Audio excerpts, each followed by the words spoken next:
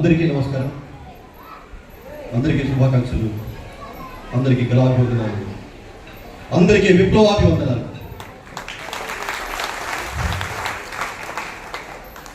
వర్గ సమర సమాజాల కళ కోసం కలవాదం, కలవారికి అంకితం, కళావనికి కలంకం.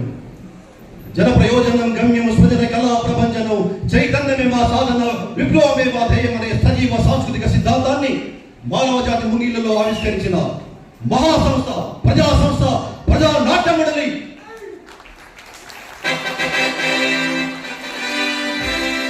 ఈ ప్రజా నాట్య మండలి ఆధ్వర్యాన ఈరోజు కర్నూలు జిల్లా ప్రజా నాట్య మండలి ఆధ్వర్యాన ఈ కళా ఉత్సవాలు జరుగుతూ, ఎక్కడో సినీ పరిశ్రమలో ఉన్న మా బిడ్డ, మా ప్రజా నాట్య మండలి బిడ్డ ఇక్కడ మాతో పాటు ప్రజా నాట్య మండలిలో గచ్చగట్టి ఆటలాడి పాటలు పాడి రాజకీయ భాగతమో భూభాగతమో ఇటువంటి అనేక కార్యక్రమాలు చేసి ఇక్కడ ఓర్మాలు నేర్చుకుని ఇక్కడి నుంచి సినీ పరిశ్రమలకు వెళ్ళి అక్కడ సినిమాలు తీస్తున్నాడు.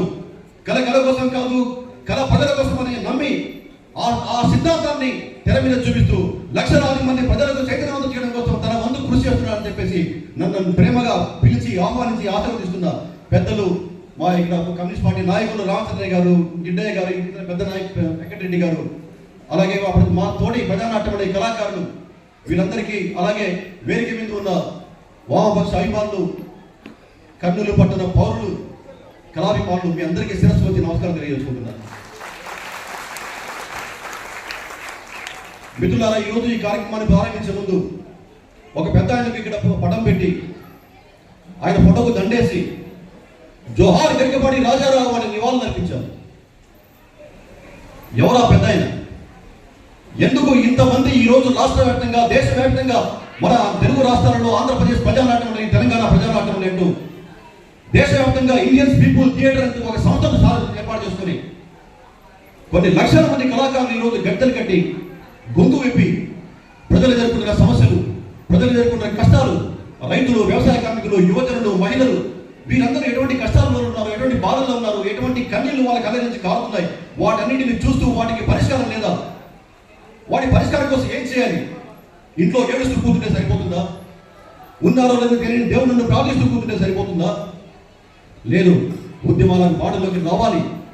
అసలు వాళ్ళు ఎదుర్కొంటున్న సమస్యలు ఎక్కడి నుంచి పుట్టుకొస్తున్నాయి, ఆ సమస్యలకు మూలాలేంటి, ఆ సమస్యలకు కారకులు ఎవరు, ఎవరు ఈ సమస్యలను సృష్టిస్తున్నారు, ఎవరు దోచుకుంటున్నారు, ఎవరు శ్రమ దోపిడీ చేస్తున్నారు, ఎవరు మా చెమట చుక్కలను దోచుకుంటున్నారు అనే విషయాన్ని ప్రజలకు చైతన్యవంతం చేయడం కోసం తమ జీవితాలను త్యాగం చేస్తూ పాటల రూపంలో, ఆటల రూపాల్లో, నృత్య రూపాల రూపంలో ఈరోజు ప్రజల ముందుకు వస్తూ ఎటువంటి స్వార్థం లేకుండా త్యాగపూరితమైన జీవితాలు ఎదుగుతున్న తోటి సోదరులు, ప్రజానాట్యంలో ఉన్న ప్రతి సభ్యుడికి, ప్రతి కళాకారుడికి మరొకసారి నేను శిరస్సు వచ్చి నమస్కారం తెలియజేస్తున్నాను. ఇందాక చంద్రనాయక్ గారు చెప్పినట్టు, చెప్పే ముందు నేను ఆయనకు చెప్తూ నేను డైవర్ట్ అయ్యాను. ఎందుకు ఆయన పడానికి ఫోటో ఇచ్చాము, ఎందుకు ఆయన గురించి జేజేకి పడుతున్నాం అని చెప్పి. మానవ జాతి పుట్టినప్పటి నుంచి రాగాలు పుట్టాయి, సంగీతం పుట్టింది, దేవుళ్ళ పాటలు పాడుతున్నారు, జడ్జన్ గారి అంటూ ఏదో పాటలు పాడుతున్నారు, ఎందుకు టైంపాస్ పాటలు పాడుతున్నారు. కానీ పాటలకు అర్థం ఇది కాదు, సంగీతపు అర్థం పరమార్థం ఇది కాదు. వీటి ద్వారా కూడా ప్రజలను చైతన్యవంతం చేయవచ్చు. మానవ జాతి మనుగడకు ఈ పాటలు కూడా దోహదపడతాయి, మానవ జాతిని చైతన్యపరచడానికి ఈ సమస్యలు దోహదపడతాయి అంటూ ఆ రోజు నుంచి ఈ రోజు వరకు మనం సాగుతున్న ఈ ప్రజా ఉద్యమాలు, ప్రజా గీతాలందరికీ మూలకర్తాయి.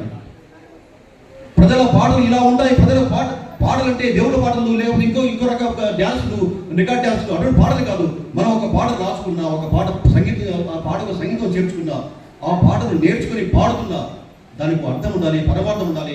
ఆ పాట విన్న జనులు చైతన్యవంతులు అవ్వాలి, ఆ పాట విన్న జనులు పిడికలు బిగించాలి.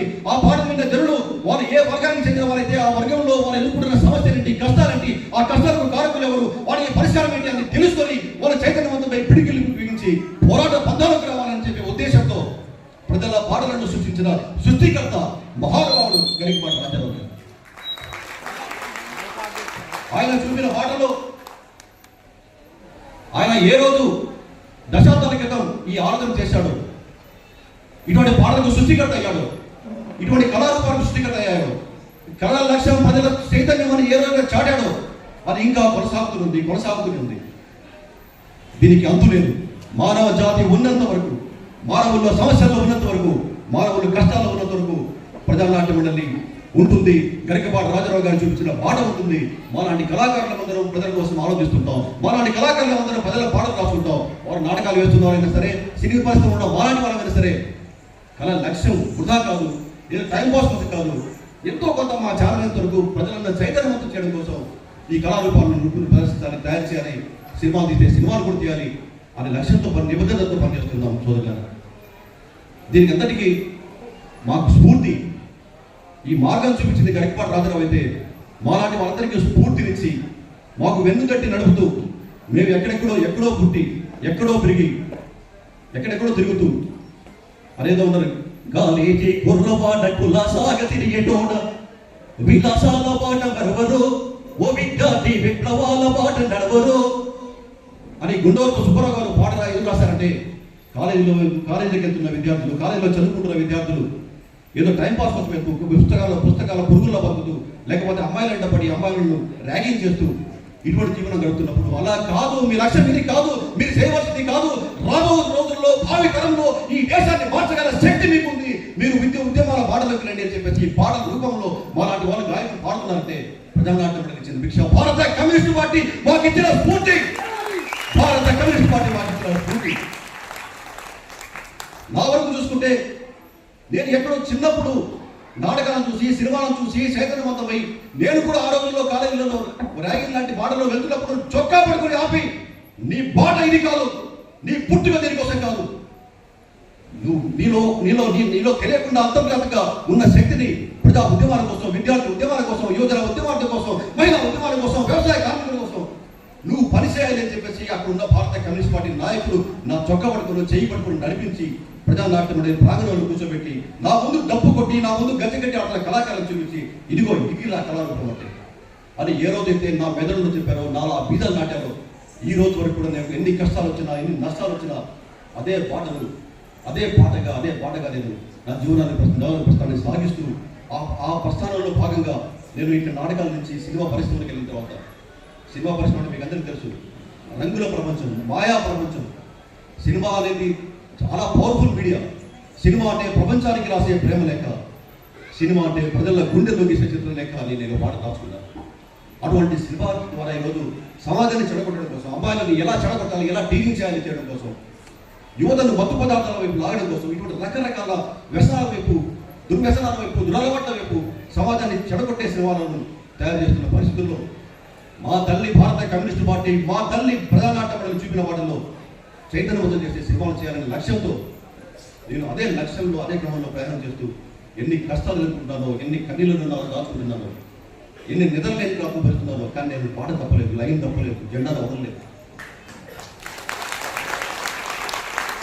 ఈరోజు ఈ సందర్భంగా నేను ఇవన్నీ ఎందుకు చెప్పుకుంటానంటే, మధ్యలో కొంత గ్యాప్ వచ్చిన తర్వాత అనేక రకాల వేదికలు, సినీ పరిశ్రమలు కూడా వీడెవడు ఇక్కడ ఎక్కడో ప్రజానాట్యం ఉండాలి, ఎక్కడ ఒంగోలో, ఎక్కడ కర్నూలు, ఎక్కడ ఎర్రజెండా పట్టుకొని తిరగాల్సినాడు, సినీ ప్రపంచంలోకి వచ్చి మమ్మల్ని ప్రశ్నిస్తున్నాడే, ఇక్కడ కూడా పోరాటాలు చేస్తున్నాడే, ఇక్కడ కూడా సినీ కళాకారులకు ఇళ్ల స్థలాలు ఎందుకు ఉద్యమాలు నడుపుతున్నాడే, వీడిని తరిమేద్దాం ఇక్కడ నుంచి సినీ పరిశ్రమలో చేసి అని సినీ పరిశ్రమలో ఉన్న దుండగులు, దుర్మార్గులు, దోపిడీదారులు ఎన్ని దాడులు చేశారు. ఆ దాడులన్నింటినీ ఒంటరిగా పోరాడే శక్తి నాకు భారత కమ్యూనిస్ట్ పార్టీ, ఎర్ర జెండా, ప్రజానాట్య మండలి, యువజన సమాఖ్య, అఖిల భారత విద్యార్థి సమాఖ్య మొదగట్టి మిమ్మల్ని సవాల్ చేస్తున్నా, వినయంగా తెలియజేసుకుంటున్నా. ఎందుకు తెలియజేసుకుంటా అంటే, మీ ఆశించిన ఇక్కడ అమ్మలు ఉన్నారు, అక్కలు ఉన్నారు, అన్నలు ఉన్నారు, చెల్లెలు ఉన్నారు, తమ్ముళ్ళు ఉన్నారు, మీ తమ్ముడిగా, మీ బంధువుగా, మీ తోబుట్టుగా.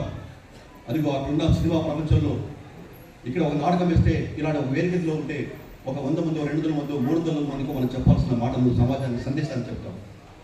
లేకపోతే ఒక పాట రికార్డ్ చేస్తే అది క్యాసెట్ వచ్చినప్పుడు, టేప్ రికార్డ్ వచ్చినప్పుడు, సినిమాలు వచ్చినప్పుడు విన్న 1000 మందికి 1000 మందికి చెప్తాం. కానీ ఒక సినిమా ద్వారా మనం చెప్పాలనుకుంటే ఒకే సమయంలో లక్షలాది మందికి మనం చెప్పాల్సిన సందేశాన్ని చెప్పవచ్చు అని నమ్మిన వ్యక్తిగా సినిమా పరిశ్రమని నమ్ముకొని, సినిమా తల్లిని నమ్ముకొని, సినిమా తల్లి పాదాల కింద ఎర్రపూరు పరుస్తూ ఆ ప్రయాణంలో సాగుతూ ఈరోజు నేను పోలీస్ వారి హెచ్చరిక అనే సినిమాతో మీ ముందుకు వస్తున్నాను. మీ ముందుకు వస్తున్నాను అంటూ ఒక మాట నేను చెప్పాల్సింది. మామూలుగా సినిమా పరిశ్రమ వాళ్ళకి ఏమంటారంటే, నేను సినిమా తీస్తున్నాను, మీ ముందుకు వస్తున్నాను, మీరు చూడండి, టికెట్లు కొనండి, విజయవంతంగా నడిపించండి, నేనని పదపడతాను. కానీ ఈ సినిమా కూడా నేను అంటలేదు, ఇది ప్రజానాట్య మండలి సినిమా. ఎందుకంటే ఇక్కడ ఉన్న ప్రజా కళాకారులు ఎవరు ఏ పాట రాసినా అది ప్రజానాట్యం మండలి పాటే, ఎవరు ఏ నృత్య రూపం తయారు చేసినా అది ప్రజానాట్యం మండలి పాటే, కమ్యూనిస్ట్ పార్టీ పాటే. ప్రజానాట్యం మండలి బిడ్డలుగా, ప్రజానాట్యం మండలి సభ్యుడిగా మేము కూడా సినీ పరిస్థితుల్లో ఉన్నాం. మేము ఏ మంచి పని చేసినా, ఏ చెడ్డ పని చేసినా దాన్ని పర్యవసరం ప్రజానాట్యం మండలికి, కమ్యూనిస్ట్ పార్టీ వస్తుంది. వాళ్ళు దగ్గర పెట్టుకుని పనిచేస్తున్న కళాకారులు ఇవాళ ఆ కోణంలో చెప్తుందా వీళ్ళు పాటలు ఎలా రాశారు, ఇట్లా నాటకాలు ఎలా రాశారు, నృత్య రూపాలు ఎలా తయారు చేశారు. ఈరోజు సినీ పరిశ్రమలో నేను తీస్తున్న సినిమా నా సినిమాగా చెప్పట్లేదు, ఇది ప్రజానాట్య మండలి సినిమాని 100 సార్లు ఎలుగెత్తిస్తాడు. ప్రజానాట్య మండలి సినిమా, ప్రజానాట్య మండలి సినిమా. ఈరోజు గర్వంగా సినిమాలు రకరకాల అడ్డంకులు, కష్టాలు, నష్టాలు ఈ సినిమాని ఎలా తొక్కేయాలి. మళ్ళీ ఒక మాధవ రంగారావు, ఒక టీ కృష్ణ, ఒక నారాయణమూర్తి వీళ్ళందరూ వచ్చారు, జెండాలు ఎత్తారు, తిరుగుబాటు ప్రకటించారు, వాళ్ళు వెళ్ళిపోయారు. నిశ్శబ్దంగా ఉంది. మళ్ళీ ఇక్కడ ఎర్ర జెండా కనబడడం లేదు. మన ఆటలు రెచ్చవిడిగా ఆడుకుందాం, విచ్చలవిడిగా చేద్దామని అనుకుంటున్న పరిస్థితుల్లో మళ్ళీ ఒకటి జెండా పట్టుకుని వచ్చాడు, మళ్ళీ ఒకటి ఎర్ర జెండా పట్టుకుని వచ్చాడు, ప్రజానాటం జెండా పట్టుకుని వచ్చాడు. వీడు ఎలా తొక్కాలి, ఎలా అరగదొక్కాలి, ఈ సినిమాలు విడుదల కాకుండా ఎలా ఆపాలి అని ఇప్పటికే రకరకాల కుట్రలు జరుగుతున్నాయి. కానీ ఎర్ర జెండా బిడ్డ, ప్రజానాట్యుడు బిడ్డ, మీ సోదరుడు ఇక్కడ నేర్చుకున్న పోరాట పడినంతో భయపడలేదు. ఎందుకు భయపడాలంటే మీరంతా ఉన్నారని చెప్పేసి. ఇక్కడే కాదు, రాష్ట్ర వ్యాప్తంగా, దేశవ్యాప్తంగా ఉన్న కమ్యూనిస్టు పార్టీ సభ్యులు కానీ, కమ్యూనిస్టు అభిమానులు కానీ, వామపక్ష అభిమానులు కానీ, ఇదిగో మా బిడ్డ మళ్ళీ ఒక సినిమాతో వస్తున్నాడు, మళ్ళీ వెండి తెర పైన ఎర్ర మల్లెలు పూజించడానికి వస్తున్నాడు, అతనికి మేము అండగా ఉండాలి, సపోర్ట్గా ఉండాలి, అది నిలబెట్టాలి, అది మా ప్రజా కళా రూపం అని ఆశీర్వదిస్తున్నారు. ఈరోజు సినిమా పబ్లిసిటీ మేము స్టార్ట్ చేశాం. మొట్టమొదటిసారిగా పబ్లిసిటీ నిజంగా గర్వపడుతున్నాను కామ్రేడ్. సినిమా అయిపోయింది, ఫస్ట్ టైం వచ్చింది, రేపు ఆదివారం సినిమా చూడబోతున్నాం. సినిమా చూసిన తర్వాత సినిమా సంబంధించిన ప్రమోషన్ స్టార్ట్ చేయాలి. కానీ ఆ ప్రమోషన్లో కర్నూలు నడి బొట్టున మీ అందరి సమక్షంగా నా ఉపన్యాసం ద్వారా, నా మాటల ద్వారా ఇక్కడి నుంచి ఆ ప్రమోషన్కు శ్రీకారం చుట్టారని మీ ముందు సవినయంగా తెలియజేస్తున్నాను. ఈ రోజు నుంచి ఈ సినిమా సంబంధించి జరిగే ప్రతి ప్రమోషన్ ఎక్కడ చేసినా, ఏం చేసినా దాని శ్రీకారం కర్నూలులో జరిగింది, ఇక్కడ జరిగింది, మీ ముందు జరిగింది. కాబట్టి ఈ మొట్టమొదటిసారి ఇక్కడ ప్రమోషన్ కాబట్టి ఇక్కడ కొంచెం ఆవేశంగా, అంటే మా అందరూ రామచంద్రయ్య గారు, గిడ్డయ్య గారు, వీళ్ళందరూ మా కల్చర్ పెంచలయ్య, చదువు నాయకులు, నాగరాజు ఇక్కడ వస్తే నాకు సినిమా మర్చిపోయి కాసేపు ఇక్కడ ఉన్నటువంటి ప్రజానాట్య మండలి వేదిక మీద ఉంటుంది. మా రామకృష్ణ గారు, కొత్తపట్ల రామకృష్ణ, కొత్తపట్నంలో ఒక సముద్రం ఉంది, అందరూ అది సముద్రం ఉంటారు, అక్కడ ఎర్ర సముద్రం ఉంది, ఆ ఎర్ర సముద్రం కొత్తపట్ల రామకృష్ణ. ఇటువంటి చాలా మంది అందరూ మిత్రులందరూ, ఉండకొండ పులి, అలా గుంటూరు టైగర్, ఇలా చాలా మంది ఉన్నారు. అయితే ఈ సినిమాతో ముందుకు వస్తున్నాం. ఇక ముందు మళ్ళీ మాధవ రంగారావు గారు, నారాయణమూర్తి గారు, టీ కృష్ణ గారు చెప్పిన పాటల్లో అనేక సినిమాలు తీయడానికి నాకు కొత్త ఊపిరి ఇవ్వండి. అలాగే అది నాకు ప్రజానాట్య మండలి జెండాగా నిర్వహించాలని చెప్పి కోరుకుంటూ ధన్యవాదాలు. Thank you.